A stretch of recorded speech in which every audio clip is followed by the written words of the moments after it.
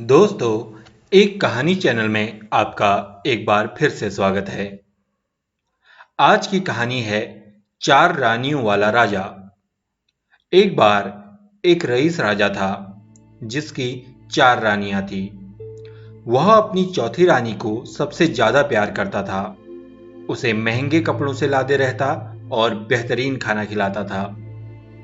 वो अपनी तीसरी पत्नी से भी बहुत प्यार करता और उसका आसपास के राज्यों में बखान करता था, मगर उसे डर था कि वह एक दिन उसे किसी और के लिए छोड़ देगी।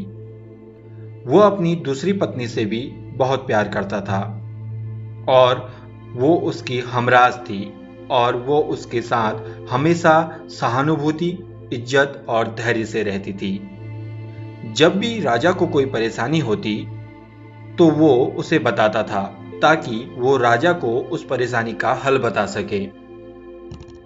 राजा की पहली पत्नी सबसे ज्यादा वफादार थी और राज्य और उसकी दौलत बढ़ाने में बहुत मदद करती थी, मगर वह अपनी पहली पत्नी से प्यार नहीं करता था।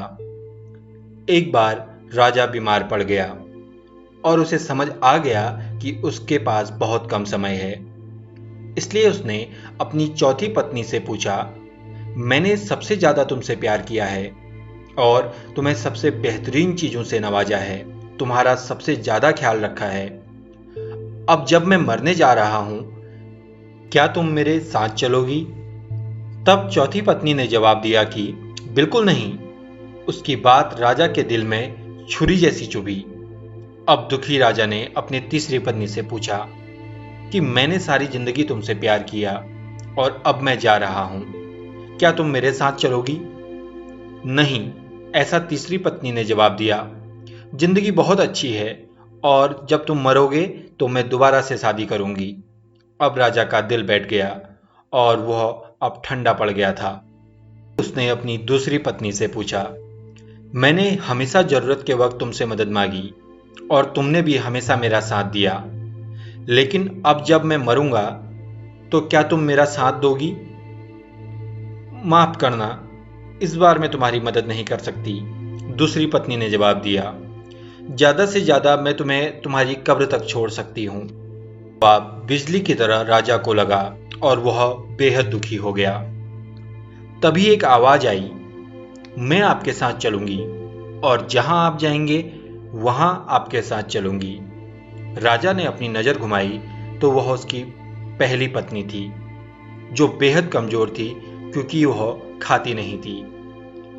दुख से भरकर राजा ने कहा कि जब मेरे पास मौका था, मुझे तुम्हारा बेहतर ध्यान रखना चाहिए था।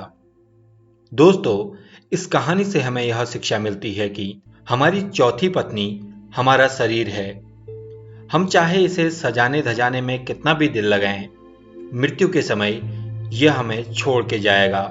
तीसरी पत्नी हमारी संपत्ति, दर्जा और दौलत है। जब हम मरते हैं, ये औरों को मिल जाती है। हमारी दूसरी पत्नी हमारा परिवार और समीगण है, चाहे वो कितना ही हमारे साथ क्यों ना हो। ज्यादा से ज्यादा वो हमारे साथ शमशान तक ही आ पाएंगे, पर उससे आगे नहीं। पहली पत्नी हमारी आत्मा है, जो बार बार दौलत, ताकत और अहंकार के कारण हमसे बेध्यान हो जाती है। अगर आत्मा ही हमारे अंदर की वह शक्ति है जो हरदम हमारे साथ रहेगी। चूंकि आत्मा अविनाशी है, इसलिए वह हमेशा हमारे साथ रहती है। इस कहानी से हमें यह सीख भी मिलती है कि हमें धन दौलत, परिवार आदि को इतना भी महत्व नहीं देना चाहिए कि हम अपनी आत्मा को भूल जाएं।